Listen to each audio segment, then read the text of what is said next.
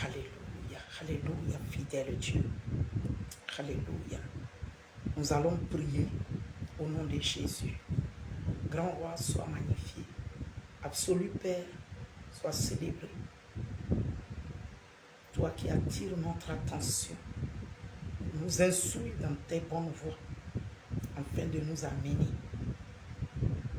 au bon port, le port désiré qui est la joie, la paix, le repos en toi. Oui, Père éternel, je te dis merci encore ce soir pour ce 5e partie de notre message selon toi. Oui, qui est le rôle des parents, papa et maman, selon Dieu vis-à-vis des enfants.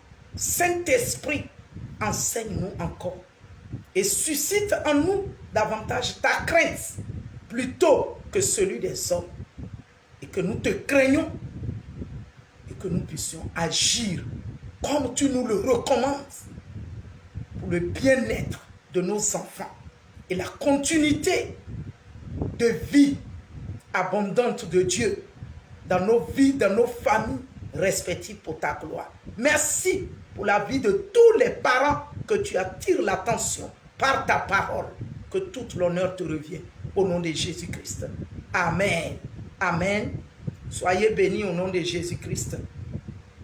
Nous allons, sans plus tarder, continuer ce message, 5e partie. Oui, dont le grand thème que j'ai intitulé « Le rôle des parents selon Dieu vis-à-vis des enfants ». Le rôle des parents, papa et maman, tuteurs. Celui qui aide un enfant à arriver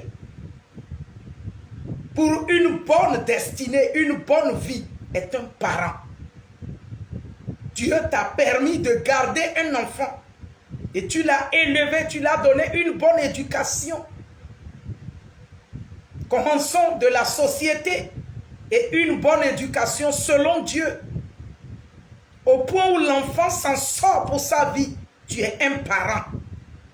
Et l'Éternel ce soir t'interpelle encore à la lumière de sa parole de faire davantage mieux, afin que la joie en Dieu se déverse davantage sur ta famille, c'est-à-dire sur toi et ces enfants-là que tu as aidés à craindre Dieu, à marcher conformément à Dieu. Et dans ta vieillesse, tu seras heureux, heureuse.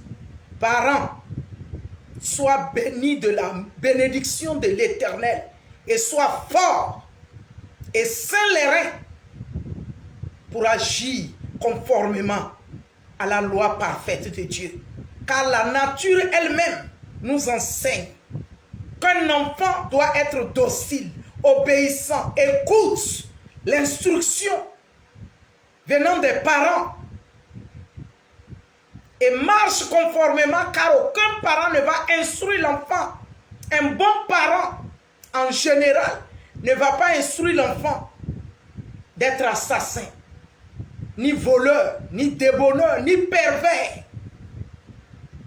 L'enfant peut vouloir le faire, mais le parent qui a la connaissance de Dieu, qui craint Dieu, qui voudra voir cet enfant heureux sur la terre, réussir dans tout domaine, va l'aider à sortir des voies perverses, des voies sataniques, diaboliques, des voies qui mènent à la mort éternelle.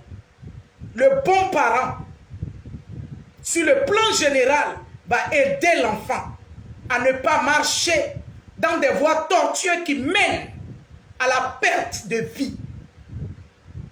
Sois béni, parent. Laisse-toi éclairer par la parole de Dieu. Et laisse la parole de Dieu gravée sur la table de ton cœur. Et prie conformément. Et que le Saint-Esprit t'accorde chaque jour, chaque instant, la sagesse nécessaire pour pouvoir instruire l'enfant. Peu importe son âge, que le Saint-Esprit t'aide, te met les mots justes, les mots clés pour s'adresser à cet enfant selon l'ordre de Dieu pour le voir réussir. Soyez bénis, parents. Soyez fortifiés, parents. N'affaiblissez pas. Ne baissez pas les bras. Tenez bon. Parce que la gloire n'est plus loin. Tenez bon. Priez. Parlez à Dieu dans vos bureaux, dans vos voitures, dans vos chambres, sous vos douches, dans votre cuisine. Peu importe ce qui te monte à cœur vis-à-vis de cet enfant. Mets-toi en parole. Parle dans ton esprit. Parle même ouvertement. Tout doucement. Parle à Dieu pour la vie de cet enfant. Soyez bénis au nom de Jésus. Alléluia. Sans plus tarder, je lis la parole de Dieu. 1 Samuel chapitre 3. 1 Samuel chapitre 3 verset 11. Verset 11. Je lis la parole de Dieu. Alors, l'Éternel dit à Samuel, voici je vais faire en Israël une chose qui étourdira les oreilles de quiconque l'entendra. L'Éternel va dire à Samuel, le jeune Samuel, qui a été demandé par la prière, par sa mère, pour le concevoir. Et cette maman a fait vœu à Dieu qu'il va prêter l'enfant que Dieu lui donnera parce qu'elle était stérile. Elle va lui remettre à Dieu pour le service de Dieu. Et Anne a conçu, elle a enfanté un fils appelé Samuel. Quand elle sévra cet enfant, elle l'a amené au temple auprès du sacrificateur, le prophète, pour déposer cet enfant au service de Dieu. Et Dieu va commencer à parler à cet enfant. Il dit, alors l'Éternel, verset 11, l'Éternel dit à Samuel, voici je vais faire en Israël une chose qui étourdira les oreilles de quiconque l'entendra. Verset 12.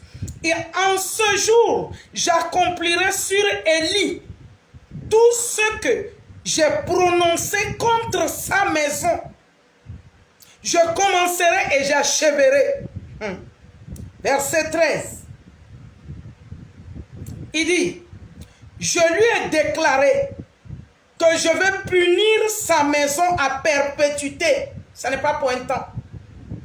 Il dit, j'ai déjà dit ça au prophète Élie, le sacrificateur, auprès duquel tu es en service pour moi. Là. Je lui ai déjà déclaré que je punirai sa maison à perpétuité à cause du crime dont il a connaissance et par lequel ses fils se sont rendus méprisables sans qu'il les ait réprimés.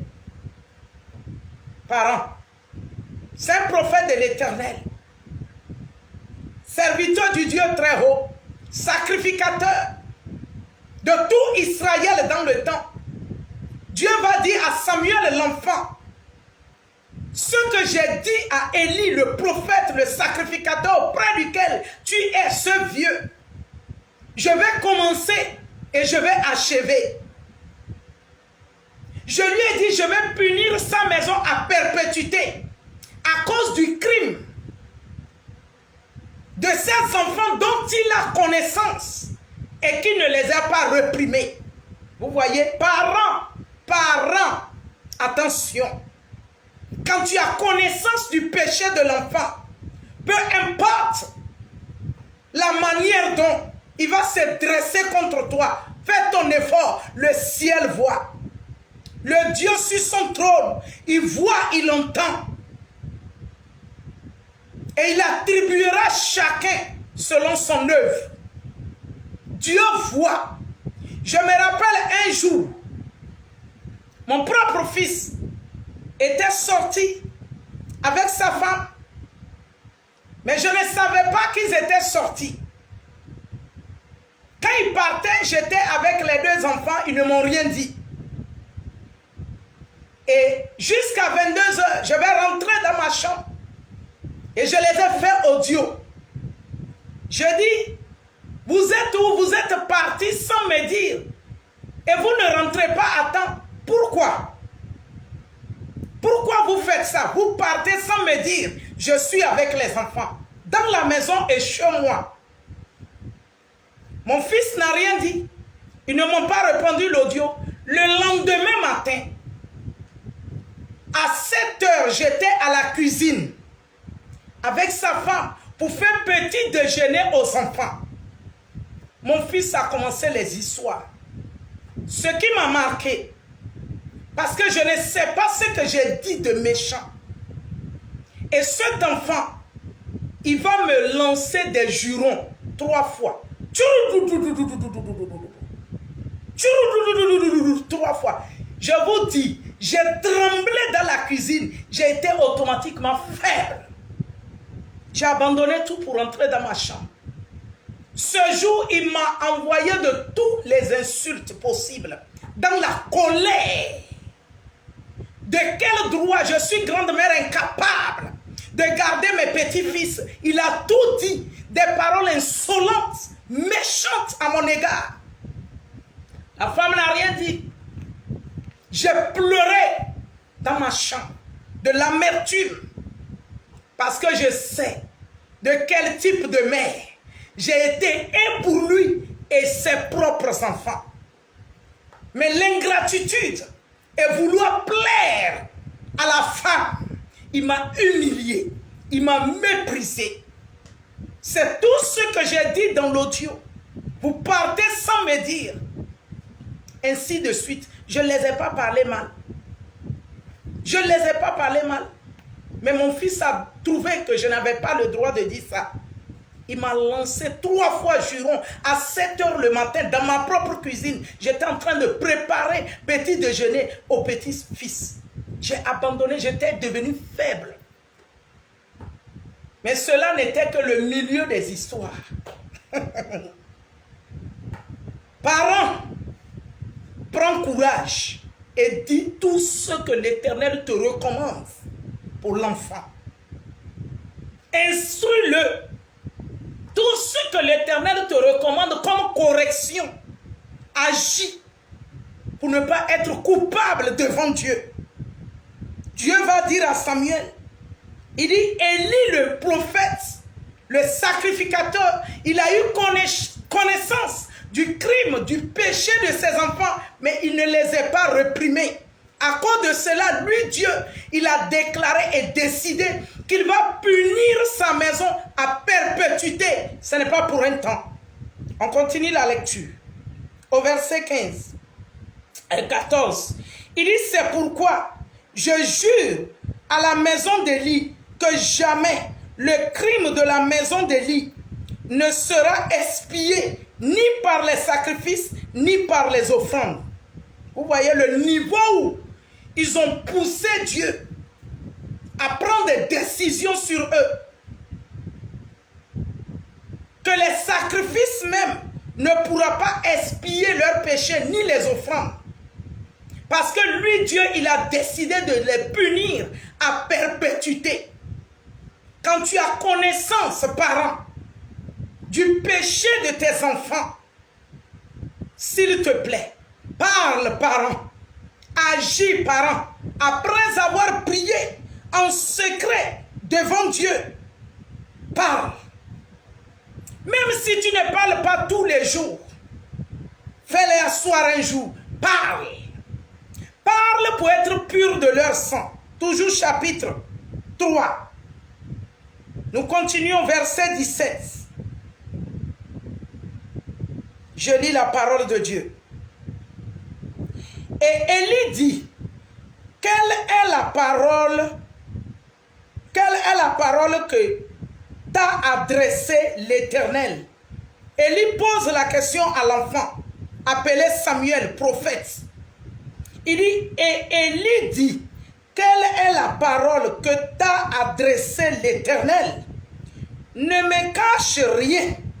Il a encouragé l'enfant. Il dit, ne me cache pas. Pour dire, n'aie pas peur de moi. Plutôt aie peur de Dieu. Dis-moi ce qu'il t'a commissionné à mon égard. Parce qu'il a déjà connaissance, à cause du crime, du péché de ses enfants. et le décret et la sentence de punition de meurtre par Dieu à sa propre maison à perpétuité. Il avait déjà connaissance. Il veut avoir confirmation. Parce que l'enfant s'est levé venir le voir que tu m'as appelé. Jusqu'à 3 fois. C'est 4e fois, 3e fois, il a compris et il a dit à l'enfant, va te recoucher à ta place. Si l'on vient t'appeler, dis, l'Éternel parle car ton serviteur écoute. Donc quand l'enfant a reçu le message, Élie le prophète savait que Dieu a parlé à l'enfant. De quoi s'agit-il? C'est ça qu'il ne connaissait pas. Mais il n'était pas en fait fâché, même si c'est de lui que l'Éternel avait parlé. Effectivement, c'est de lui que l'Éternel avait parlé. Parce qu'il va dire à l'enfant, il dit, ne me cache rien, que Dieu te traite dans toute sa rigueur. Si tu me caches quelque chose de tout ce qu'il t'a dit, il a encouragé l'enfant à ne pas craindre l'homme, mais plutôt craindre Dieu. Au verset 18, Samuel lui raconta tout, sans lui rien cacher. Et Élie dit, c'est l'Éternel. Parce qu'il avait connaissance du péché de ses enfants, du crime de ses enfants. Il dit, c'est l'Éternel. Qu'il fasse ce qui lui semblera bon. Parce que nul ne peut s'opposer au plan parfait de Dieu. Il dit, c'est l'Éternel. Quand tu as dit, l'enfant, Samuel, quand tu as dit, j'ai su tout de suite que c'est le message qu'il lui avait dit lui-même. Donc Élie a su que cela vient de l'Éternel. Et il dit, c'est l'Éternel, qu'il fasse ce qui lui semblera bon. Dieu a dit, la maison d'Élie le prophète sera punie à perpétuité. Il n'y aura plus l'existence de cette famille sur la terre. Et depuis lors, Élie le vieux, le prophète sacrificateur, a été enlevé, exterminé. Donc son père et sa mère, Élie, le vieux, et sa femme, et tous les enfants, Dieu les a exterminés à cause du crime de ces enfants dont il a eu connaissance. Sans les réprimer, a dit Dieu. Parents, réprime les enfants de peur que tu ne portes leur châtiment venu de Dieu, de peur que tu ne meurs leur mort. Parle-les. Si tes enfants même sont débauchés, tu sais que cela déplaît à Dieu. Fais-les asseoir. Après avoir prié, demander la direction du Saint-Esprit. Tu leur instruis la parole de Dieu. Dieu n'aime pas la débauche. Dieu n'aime pas les crimes. Dieu n'aime pas le péché. Fais-les asseoir. Nous avons entendu Jacob. Jacob dit, mon âme n'entre pas dans leur conciliabule. Parce que leur arc est arc de violence. Ils sont des meurtriers. Ils tuent les gens. Dieu dit, je sépare leur âme de l'assemblée de Jacob. Donc de tout ce qui est sous le contrôle de Jacob, je sépare ces deux enfants-là, Lévi et Siméon. Je les sépare de la famille, du nom, de la tribu, du nom de Jacob. Dieu dit, je sépare leur âme. Parce qu'ils sont violents. Parents, s'il te plaît, ne te retiens pas. Ne te retiens pas de peur que tu ne meurs la mort de tes enfants. Ne te retiens pas à leur correction, à leur instruction, de peur que tu n'aies la même punition, le même châtiment venu de Dieu avec eux. Sois pur de leur sang. Mais en tout, prie beaucoup pour eux. Si tu sais que tes enfants sont malsains dans leurs actions, comment, prie beaucoup plutôt pour eux. Et la prière, beaucoup dont la parole de Dieu nous recommande, n'est pas forcément qu'aller s'agenouiller chaque fois. Partout où tu es et que tu es inspiré en pensant sur les actions malsaines de tes enfants, parle à Dieu. Et par grâce également, fais des offrandes, des sacrifices aux hommes de Dieu, aux femmes de Dieu sur ton chemin pour la vie de tes enfants, pour demander pardon à Dieu de les délivrer, de les guérir du mal, de les pardonner et de les détourner du chemin du mal. Des sacrifices, des offrandes, fais-le parents. Ne t'arrête pas seulement à la prière, mais agis aussi avec des actions de grâce. Fais des vœux sur leur vie et accomplis les vœux. Je me rappelle, en 2010, je crois, 2010, il y a une maman qui m'avait donné 1 million de francs. J'ai prélevé la dîme et j'ai pris 250 000. Je suis parti m'agenouiller devant Dieu.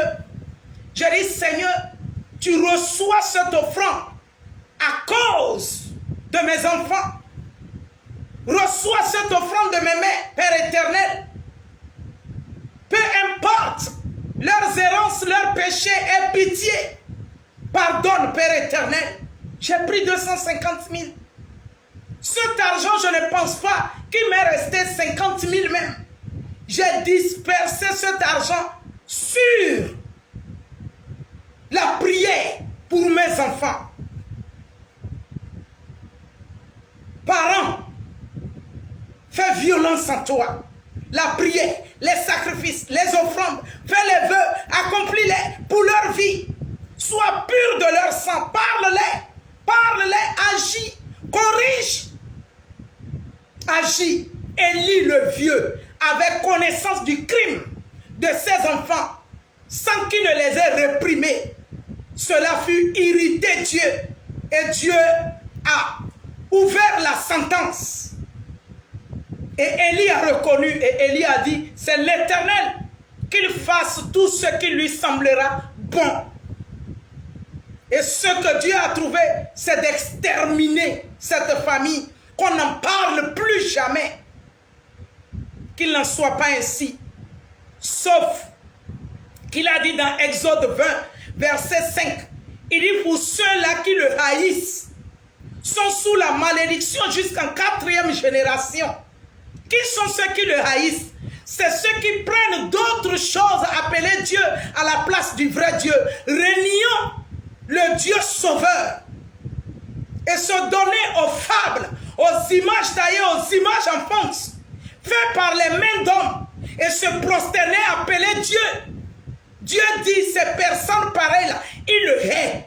Ces personnes le hait Dieu. Il hait Dieu. Il ne l'aime pas. Et il dit, de ces personnes, de ces familles, sont sous la malédiction jusqu'en 4e génération. Il dit, mais pour ceux-là qui l'aiment et qui gardent ses commandements, donc ceux-là qui l'ont accepté, qui l'ont laissé entrer dans leur vie, dans leur maison et prendre le règne de leur famille, il dit, ils sont sous la bénédiction jusqu'à 1000 générations. Alléluia. Pour cela, parents, fais entrer le Dieu souverain par sa parole dans le cœur de tes enfants, en leur enseignant pour qu'ils t'écoutent. Ou non, ne dis pas pendant que je leur parle, il redit le coup. J'ai connu tout ça.